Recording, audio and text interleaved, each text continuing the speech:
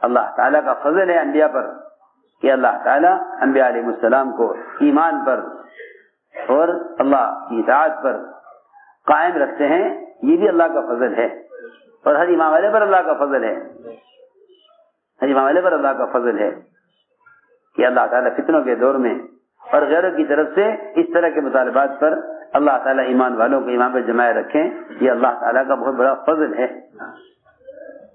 لوگ اس پر شکر نہیں کرتے اس لیے کہ وہ نعمت ایمان اور نعمت اسلام کو اصل نعمت ہی نہیں سمجھتے. اللہ نے یہ فرمایا اگر ہم آپ کو ثابت قدم نہ رکھتے لقد کدت ترکنوا الیہم شیئا قلیلا، قریب تھے کہ آپ تھوڑے سے ہلکے سے بغیر دل کے ارادے کے ان کے مطالبے کی طرف جھک جاتے. اگر آپ ایسا کرتے تو ہم آپ کو دگنا عذاب دنیا میں دیتے، دگنا عذاب آخرت میں دیتے. اس سے پہلے فرمایا کہ اگر آپ ان کی بات کو مان لیتے، اگر آپ ان کی بات کو مان لیں گے تو وہ تو آپ کو اپنا دوست بنا لیں گے. اگر آپ نے ایک بات بھی ایسی کہہ دی ان کو خوش کرنے کے لیے، اگر آپ نے ایک بات بھی ایسی کہہ دی ان کو خوش کرنے کے لیے جو بات ہمارے حکم کے خلاف ہے، تو وہ آپ کو اپنا دوست بنا لیں گے. جی ہاں، اس زمانے میں مسلمانوں کو ایک غلط خیال یہ پیدا ہوا ہے کہ بھئی ان کی دو چار باتیں مان کر ذرا ان کے قریب ہو، پھر اپنی بات جسے منواؤ. لو، جب تم ان کی بات مان کے ان کے قریب ہو جاؤ گے تو اللہ سے کتنے دور ہو جاؤ گے. پھر تم ان بات جسے کیسے منوا لو گے؟ سوچے تو صحیح، کیسی مسلمان کی الٹی سوچ ہے زمانے میں کہ دو چار باتیں ان کی مان کے کیا ہو جاؤ، ان کے قریب ہو جاؤ. جب تم ان کی بات مان کے ان کے قریب ہو جاؤ گے تو اللہ سے کتنا دور ہو جاؤ گے. پھر اللہ تمہاری مدد کریں گے یا تم ان کے حوالے کریں گے؟ سوچے تو صحیح. پھر اللہ تمہاری مدد کریں گے، تم ان کے حوالے کریں گے. عجیب سوچ ہے اس زمانے کے مسلمانوں کی. اللہ نے فرمایا کہ اگر آپ نے ہمارے ضابطے کے خلاف اور ہمارے دین کے خلاف ان کی کوئی بات مان کر آپ نے ہم پر کوئی جھوٹ گھڑا تو یہ آپ کو اپنا دوست بنا لیں گے. اذن لاتخذوک خلیلا. وہ تو یہ چاہتے ہیں کہ آپ ذرا سا اللہ کی وحدانیت کے بیان کرنے میں تھوڑا سا کمزور پڑیں، تھوڑی سی نرمی کریں. کفار چاہتے تھے، کفار یہ چاہتے تھے کہ یہ جو تناؤ پیدا ہو گیا ہے نا مسلمانوں کے اور غیروں کے درمیان، جو تناؤ پیدا ہو گیا، اسی طرح یہ تناؤ ذرا کم ہو جائے. ارے سنو تو صحیح میں کیا کہہ رہا. کفار یہ چاہتے تھے کہ ہمارے اور محمد صلی اللہ علیہ وسلم کے درمیان جو تناؤ سا پیدا ہو گیا ہے، خاندان پٹ گئے اور بد امنی ہو رہی ہے اور ایک دوسرے کی دشمن اور ایک دوسرے پر تلواریں اٹھنے لگی ہیں، تو یہ تناؤ ختم ہونا چاہیے. سنو تو صحیح، یہ تناؤ ختم ہونا چاہیے. دوست بن کر قریب ہو کر رہو، مل جل کر. یہ تناؤ ختم ہونا چاہیے. اس تناؤ کے ختم کرنے کے لیے مشرکین یہ کہتے تھے کہ اے محمد، تم اکثر اپنے رب کی تعریف کرتے ہو، اپنے رب کی وحدانیت بیان کرتے ہو، ہر نعمت کو اپنے رب کی طرح منسوب کرتے ہو، کبھی ہمارے بتوں کا بھی تذکرہ کر دیا کرو. کبھی ہمارے بتوں کا بھی تذکرہ کر دیا کرو تاکہ ہمیں آپس میں تعلقات کیا ہوں، خوشگوار تعلقات بنے. سنو تو صحیح، خوشگوار تعلقات پیدا کرنے کے لیے کبھی کبھی ہمارے بتوں کا بھی تذکرہ کر دیا کرو. ان کا تو ہمیشہ انکار کرتے ہو اور اپنے رب کی ہمیشہ تعریف کرتے ہو.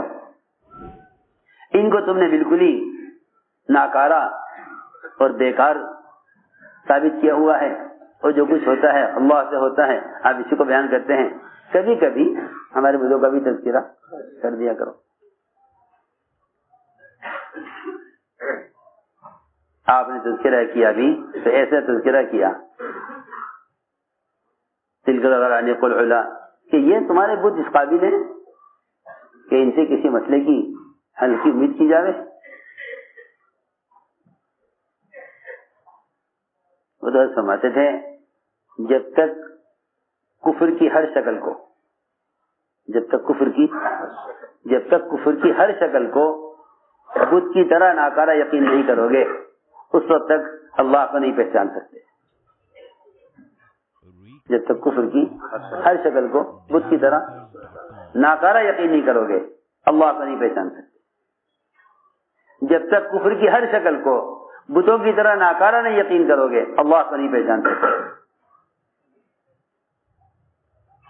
لوگ یہ سمجھتے ہیں کہ دنیا کا نظام ان کے ہاتھ میں ہے، حالانکہ سارے نظام میں فرشتے پھیلے ہوئے ہیں. سارے نظام میں فرشتے پھیلے ہوئے ہیں. لوگ یہ سمجھتے ہیں کہ ہاں ان کے ہاتھ میں نظام ہے، جس طرح یہ کہیں اس طرح کر لو. ایسا نہیں ہے. اللہ تعالیٰ ایمان والوں کے امتحان لینا چاہتے ہیں کہ اس حال میں مسلمان آیا غیروں کے مطالبے پر عمل کو چھوڑتا ہے یا دعوت عبادت پر جم کر اللہ تعالیٰ کی مدد کا دروازہ کھلواتا ہے. میں نے عرض کیا کہ آپ نے ذکر کیا ان کے بتوں کا تذکرہ کیا کہ کیا یہ بت اس قابل ہے، یہ بت اس قابل ہے. اس شعر کا اس سے اچھی توجیہ کوئی نہیں ہے کہ یہ جملہ استفہام انکاری استہزائی ہے. کیا ہے استفہام انکاری استہزائی، یعنی آپ صلی اللہ علیہ وسلم نے جو یہ فرمایا کہ یہ بت اس قابل ہے کہ ان سے کسی خیر کی امید کی جائے یا کسی مسئلے کا حل کا ان سے امید کی جائے. میں عرض کرتا ہوں کسی کا کارخانہ نہ چلے، کسی کارخانہ نہ چلے، وہ یوں کہے کہ اگر میں بھینس بدل دوں گا اپنی تو کارخانہ چل جائے گا. کیا اگر بھینس بدل دوں تو کارخانہ چل جائے گا؟ بلا تیرے کارخانے کے چلنے سے اس بیچاری بھینس کا کیا تعلق ہے کہ جی بھینس کی وجہ سے کارخانہ نہیں چل رہا؟ ارے کیوں؟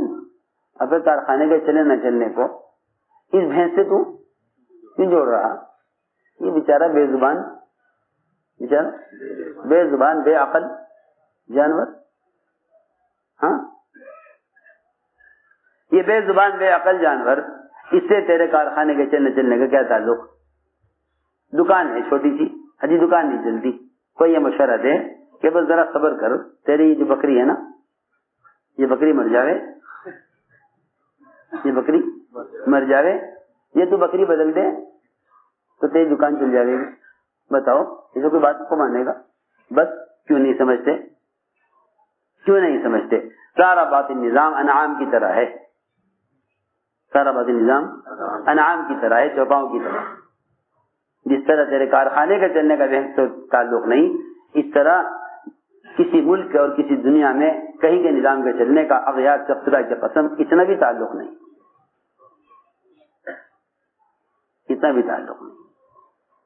حالات عالم کا تعلق احکام سے ہے، حکام سے نہیں ہے. حالات عالم کا تعلق اس سے ہے، حالات عالم کا تعلق احکام سے ہے، حکام سے کوئی تعلق نہیں. جب بھی مسلمان کسی بھی عمل کے بارے میں سوچے گا کہ اس کا تعلق حکام سے ہے، بس یاد رکھو وہ تمہارے دین کو بدلنے اور تمہیں دین کو چھڑانے پر جری ہو جائیں گے. تو یہ کہیں گے بھائی دیکھو تمہارے جو شرعی مسائل اور تمہارے جو شرعی احکام ہیں وہ ہمارے قبضے میں ہیں. جس طرح کائنات کے نظام کا تعلق انعام سے نہیں، اس طرح حکام سے بھی کوئی تعلق نہیں ہے. بس بات یہ ہے کہ ہر زمانے میں حالات اس امتحان کے لیے آتے ہیں کہ دیکھنا اللہ دیکھنا چاہتے ہیں کہ میرا بندہ اس حال میں کیا کرتا ہے، میرا بندہ اس حال میں کیا کرتا ہے. یہ موقع دعوت عبادت کو جمع کرنے کا ہے. اتنی عمل سے کامیابی کا یقین دلاؤ. یہ موقع تو تعریف الخبر جمع ہونے کا ہے. کیونکہ جب باطلی آواز لگا رہا ہو کہ اس سبب سے بیماری آئی ہے تو تم یہ آواز لگاؤ کہ اس گناہ سے بیماری آئی ہے. جب باطل یوں کہے کہ اس سبب سے بیماری چلی جائے گی تو تم یہ کہو کہ نہیں، یہ اللہ تعالیٰ کے جو وعدے ہیں عمل کے ساتھ، یہ وعدے ہیں جو ان وعدوں سے متعلق عمل کو پورا کر دے گا، اللہ اس کے لیے وعدوں کو پورا کر دیں گے. اللہ وعدوں کو پورا کر دیں گے. اس لیے میرے دوستوں عزیزوں، یہ موقع اس کا ہے کہ اس وقت امت کو دعوت دے کر منکر کے ماحول سے نکالو. اس لیے کہ حالات کے آنے کا تعلق، مسلمان کے برے حالات کا تعلق منکرات سے، اچھے حالات کا تعلق معروفات سے ہے. حال کو بدلنا چاہتے ہو تو فرمایا حدیث میں، جو تمہیں سے منکر کو دیکھے اس کو چاہیے کہ اس کو اپنے ہاتھ سے بدل دے. یہ اعلیٰ جہاد ہے، اعلیٰ جہاد ہے کہ تم ایک آدمی کو پکڑ کر اپنی قوت سے عمل کے ماحول میں لے آؤ. اگر تم ہاتھ سے نہیں بدل سکتے ماحول کو، ہاتھ سے نہیں بدل سکتے ماحول کو، تو پھر درمیانہ درجہ زبان سے بدلنے کا ہے.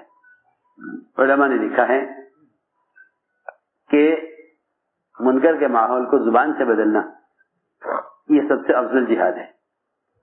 یہ سب سے افضل جہاد ہے. اور اس کو جہاد کہنے کی اصل وجہ یہ بھی ہے، اس کو جہاد کہنے کی اصل وجہ یہ بھی ہے کہ معروفات پر لانے کا مطلب یہ ہے کہ تم اس کو دعوت دے کر مسجد کے ماحول میں عمل کی طرف لے آؤ. کیونکہ حدیث میں آتا ہے کہ مسجد کی طرف چل کر آنا جہاد میں سے ہے. یہ درمیانہ درجہ ہے، یہ درمیانہ درجہ ہے منکر کے ماحول کو بدلنے کا. منکر کرنے والے کو منکر کے ماحول سے نکال لینا یہ ہے منکر کا بدلنا.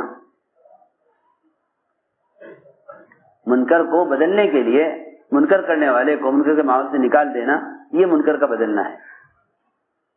من رأى منكم منکرا فلیغیرہ بیدہ فإن لم یستطع فبلسانہ. فرمایا فإن لم یستطع فبقلبہ. اور اگر ایسے حالات پیش آ جائیں کہ آپ زبان نہیں کھول سکتے باوجود کوشش کے، اور آپ ہاتھ سے نہیں بدل سکتے باوجود کوشش کے، تو پھر ایمان کا آخری درجہ، ایمان کا آخری درجہ اور ایمان کا سب سے کمزور ترین درجہ یہ ہے کہ پھر تم اس منکر کو تنہائیوں کی دعاؤں کے ذریعے اللہ سے کہہ کر بدلواؤ. یہ ایمان کا سب سے کمتر درجہ ہے. سنو تو صحیح، ایمان کا سب سے کمتر درجہ ہے. یہ ایمان کا سب سے کمتر درجہ ہے کہ تم منکر کو دعا کے ذریعے بدلواؤ. فإن لم يستطع فليغيره بقلبه. صرف اتنا کہہ دینا کہ دل سے اس کو برا سمجھے نہیں. حکم یہ ہے یغیرہ بقلبہ. اس منکر کو بدلوائیے. اگر آپ ہاتھ سے اور زبان سے نہیں بدل سکتے تو دعا کے ذریعے اس کو بدلیے. ہمیں ذرا پوچھتا ہوں اپنے آپ سے بھی کہ 24 گھنٹے میں کون سا وقت ہمارا ایسا ہے جس میں ہم تنہائی میں اللہ سے دعائیں مانگتے ہوں کہ اے اللہ تو منکرات کے ماحول کو بدل دے. کیونکہ جو لوگ بیماری کے آنے کو موسم سے جوڑتے ہیں انہیں بیماریوں کے آنے پر منکرات کا خیال بھی نہیں آ سکتا. وہ سمجھتے ہیں کہ بیماریاں موسم کی وجہ سے. ایک صاحب نے کہا میرے سے کہ تھوڑا سا انتظار کر لو، جب موسم گرم آئے گا نا تو یہ بیماری ختم ہو جائے گی. میں نے کہا ایسے ہی ہیں وہ لوگ جنہیں کوئی راستہ نظر نہیں آتا. ایک صاحب کہنے لگے کہ جی فلاں ملک میں تو بڑی گرمی ہوتی ہے، وہاں تو بیماری ہو ہی نہیں سکتی کیونکہ وہاں تو موسم گرم ہے. ایک صاحب کہنے لگے کہ بس انتظار کرو، جیسے ہی موسم بدلے گا، گرمی کا آئے گا، بیماری ختم ہو جائے گی۔ اللہ تعالیٰ دیکھتے ہوں گے کہ میں اپنے بندے پر جو حالات لایا ہوں گناہوں کی وجہ سے، یہ ان حالات کو موسم سے کیسے جوڑے ہوئے ہیں۔ سوچو تو صحیح، ایسے ظاہر پرست بنے، جو ظاہر پرست ہوتے ہیں نا، ان کو موسم اور اسباب کے خیالات انہیں ان کے گناہوں سے مزید غافل کر دیتے ہیں۔ جی ہاں، جو یہ کہے گا کہ موسم کی وجہ سے بیماری آئی ہے، بتاؤ اس کا کبھی خیال گناہ کی طرف جاوے گا؟ اس کے خیال کبھی گناہ کی طرف جاوے گا؟ یہ سوچ رہا ہے کہ بیماری موسم کی وجہ سے آئی ہے، اس کا کبھی خیال جاوے گا اس طرف کہ اس بیماری کا میرے گناہ سے، میرے عمل سے کیا تعلق ہے؟ اپنے اعمال کو تو وہ بدلیں گے جو بیماریوں کو اعمال سے جوڑیں گے، جو بیماری کو موسم سے جوڑیں گے وہ گناہ کرتے رہیں گے اور موسم کے بدلنے کا انتظار کرتے رہیں گے۔ جی ہاں، کیونکہ انہوں نے بیماری کے آنے کو موسم سے جوڑا ہے، تو جب موسم بدلے گا تو یہ سمجھیں گے بیماری بدل جائے گی۔ کسی غلط سوچ ہے، یعنی سوچنے کی بات ہے نا، جو حالات گناہوں کی وجہ سے آئے ہیں کیا وہ موسم سے بدل جائیں گے؟ سیدھی بات ہے۔ اس لیے فرمایا فَلْيُغَيِّرْ بِقَلْبِهِ کہ ایمان کا سب سے کم تر درجہ ہے۔ میں تم سے یقین و برعت کر دیتا ہوں کہ اگر ہم تنہائیوں میں دعاؤں کے ذریعے منکر کے ماحول کو ختم کرانے کی کوشش نہیں کر رہے ہیں تو اس کا مطلب یہ ہے کہ دل میں ایمان ذرہ برابر بھی باقی نہیں رہا۔ سوچو تو صحیح، حدیث تو یہ کہہ رہی ہے کہ تمہارا منکر کو اپنے دل کے ذریعے بدلنا یہ تمہارے ایمان کا سب سے آخری درجہ ہے، آخری درجہ۔ پھر حدیث میں آتا ہے کہ جب آدمی منکر کو منکر نہ سمجھے اور معروف کو معروف نہ سمجھے تو اس کے دل کو الٹ دیا گیا ہے اس تھیلے کی طرح، جس کو الٹا کر دیا جاوے تو اس تھیلے کے اندر کا سارا سامان باہر آ جاتا ہے، کچھ باقی نہیں رہتا۔ نکسا قلبہ کہ اس کا دل تھیلے کی طرح الٹ دیا گیا۔ خیر منکر کو دیکھ کر خوش ہونا اور معروفات کو دیکھ کر خوش نہ ہونا اور منکر کو دیکھ کر غمگین نہ ہونا، یہ تو صاف فرما دیا کہ دلوں سے ایمان کے ختم ہو جانے کی علامت ہے۔ تو میرے دوستو عزیزوں، بات اصل یہ ہے کہ اس وقت کی ضرورت ہے کہ مسلمان کو نفع حق کے ذریعے توبہ کی طرف، عبادت کی طرف، دعوت کی طرف، ان اعمال کی طرف لاؤ جن اعمال پر اللہ رب العزت آنے والے عذاب کو ہٹا دیتے ہیں۔ یوں نہیں کہ بیٹھ کر سوچنے لگو کہ اگر یہ عمل چھوڑ دیں گے تو یہ ہو جائے گا، یہ عمل چھوڑ دیں گے تو جو حالات اعمال کے چھوڑنے سے آئے ہیں کیا وہ مزید اعمال کے چھوڑنے سے ختم ہو جائیں؟ عجیب سوچ ہے، عجیب الٹی سوچ ہے۔ اس لیے عزم کرو انشاءاللہ ہمیں اپنی ذات سے کرنا ہے، اور ساری امت، ساری انسانیت تک اس وقت تو ضرورت ہے اس بات کی کہ ہم دعوت عبادت کو جمع کرنے پر اور توبہ کی طرف آئیں۔ اللہ تعالی ہر آن ہر گھڑی اللہ کے قبضے میں سارے امور ہیں، ہر حال کو اللہ سے کہہ کر بدلواؤ۔